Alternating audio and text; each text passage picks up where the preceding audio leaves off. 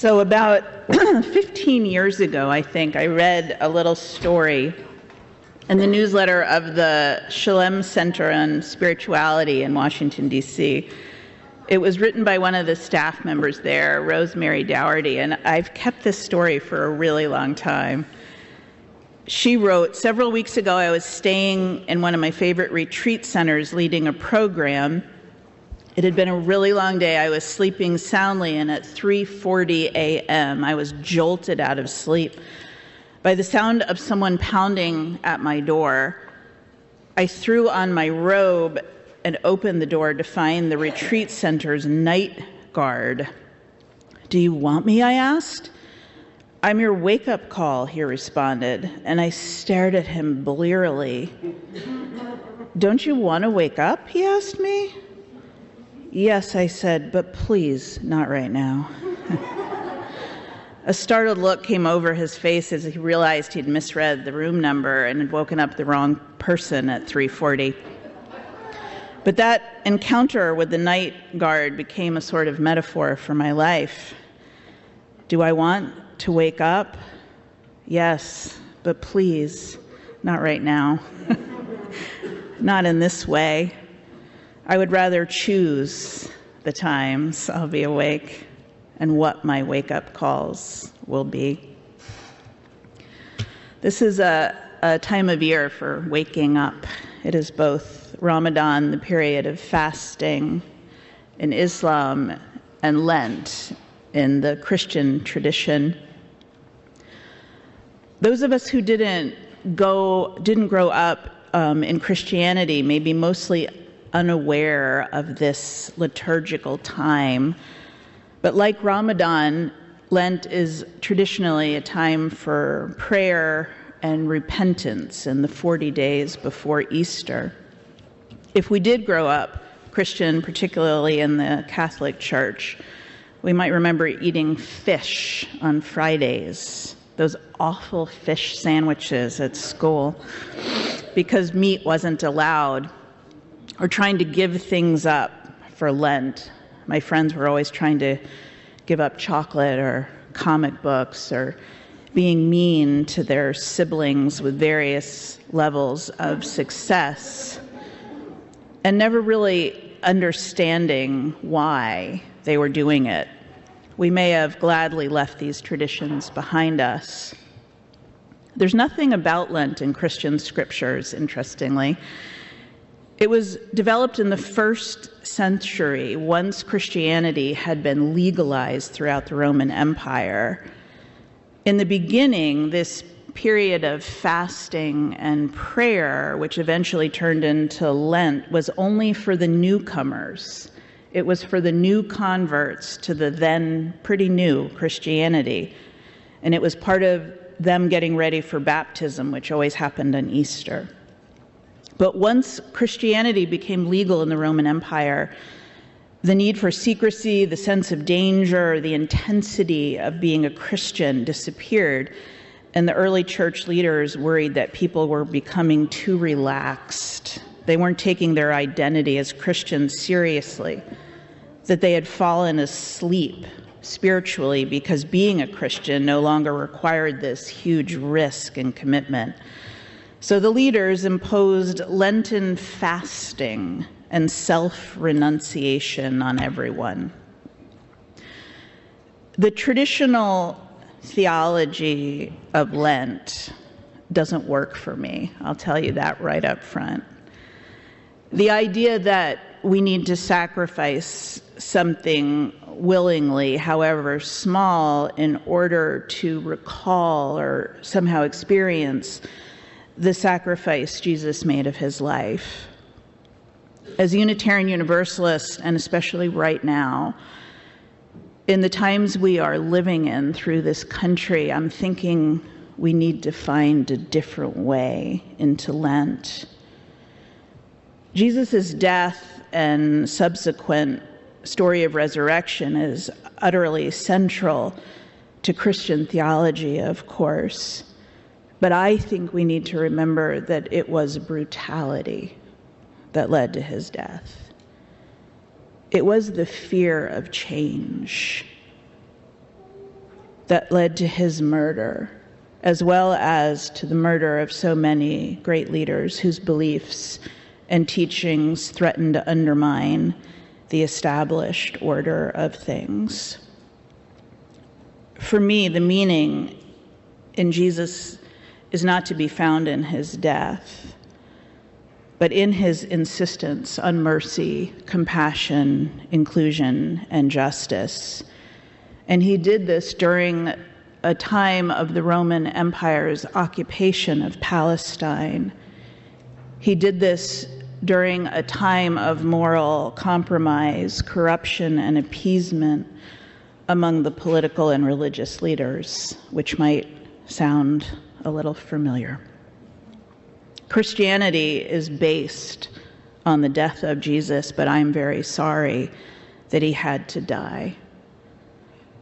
I don't think things would be much different now. We also live in times of empire, moral corruption, and compromise. And the very same values that Jesus taught and lived out, the very same values that got him killed, mercy, compassion, inclusion, and justice, are pretty countercultural in this country. If Jesus were alive now, I believe he would be horrified at what is being done in his name. If he were alive now, traveling from city to city, preaching about that very same revolutionary, inclusive love he preached 2 centuries ago, his reception would be about the same and probably worse. If he told those with wealth and privilege they needed to share it, if he spent his time with the unhoused in supper programs among those struggling with addiction, with the poorest of the poor, with the children, if he spent his time and energy loving fiercely the ones who have absolutely no political lobby or influence, I'm guessing he wouldn't be too popular among those in power in the America we live in. I'm actually guessing he would be labeled as woke by the Christian right and utterly dismissed. But woke is actually the point of Lent, to get woke. Lent speaks to a pretty universal human condition, which is that most of us are asleep a lot of the time, and we need to come awake. We want to wake up, just please, not now. So we can think of Lent as an annual wake-up call. We need to wake up to the literal new life of spring, which is finally around the corner after what always feels like the longest winter in the history of winters. But we also need to wake up to other kinds of new life calling to us. And I know it doesn't feel like new life is calling right now, does it? It feels like destruction all around. It feels like the dismantling of safety nets, programs and progress built over decades, democracy not just unraveling, but being destroyed, and all of it is true. But what is also true is that we are not at the end of the story. And we don't know how the story ends. What is also true is that we have the responsibility to try to make a different ending. We have the responsibility, but also the privilege to be those keepers of hope, those brave builders of the still possible world, as Gretchen Haley put it. This week marks 5 years since the COVID pandemic began and the world shut down, except for the doctors and nurses and funeral directors and grocery store workers. It was the strangest of times. Long before the vaccine was developed or then became politicized, it has really wild to remember it now. Do you remember the one-way directions in the grocery store aisles and those circles on the floors to keep us 6 feet apart? Remember the early days of sterilizing groceries and the masks and the pods and the Zoom holidays and the fear. That was another kind of waking up, and we had no choice. Some of it was so hard. You had loved ones die of the virus and you didn't get a chance to say goodbye. Some of you risked your lives to go to work every day to take care of or feed the rest of us. Parents of young children became instant homeschoolers, not by choice, while also working full-time. Some of you were trying to teach classes or do therapy through screens, visiting with elderly parents through windows. And even for those who had it relatively easy, it was utterly disorienting. March 15th, 2020 was our first online service. Coronavirus service number 1, I called it. I kept numbering them until 59, and then I gave up and started a new system. So Alan and I set up my laptop in the living room. We went to the First Parish YouTube channel, which had absolutely nothing on it. And at 10 o'clock, we pressed the go live button. Alan handed me the chalice to light. His arm in the camera became a thing for a while. He started decorating his arm to match the theme. He taped a row of peeps on it for the Easter service. We did so many things to get through those years. And I think it's really important to remember them. To remember that we did get through because we're here, and how we got through, how we rallied, how we found new ways to connect and to be community. Here we did drive-up blessings and lemonade parties on the common. We had porch fairies, who were people who would drop off surprises on people's porches. We created teams of compassionate callers who reached out to every member of the community. We celebrated my 20th anniversary here and our then director of religious education, Liz Davis Chafin's 10th anniversary with this huge, wonderful car parade. We did outside church, we did Zoom church, we did masked church. We changed everything over and over again, and we kept going. One of my favorite things we did was on the first anniversary of the pandemic. We asked people to tell us the stories of their experiences in 6 words. 6-word COVID memoirs.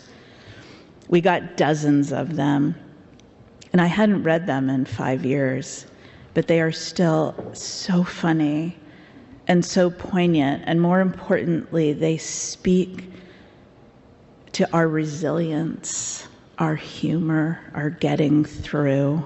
Here are just a few I loved. We are living on Cadbury mini eggs. Our great lesson in collective patience. Walk, breathe, meditate, breathe, give thanks.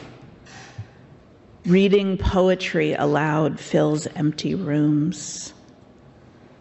Grateful for pants with elastic waists. Couldn't say goodbye when she died. Gratitude, growth, longing, loss, all intertwined. Slamming brakes on life requires chocolate. We baked things, then ate them. Hardest of all, not everyone survived. We'll always carry each other through. Today we are living through another wake-up call, and the urgency of it is pounding on our doors. We can't just wait and hope for the best. As during the pandemic, we have to resist the destruction in whatever ways we can, and the ways that we do that are to keep building. Reverend Cameron Trimble, a public theologian whose words I'm finding so helpful these days, wrote these words this week. She wrote, "Resistance is more than just opposition, it is also creation.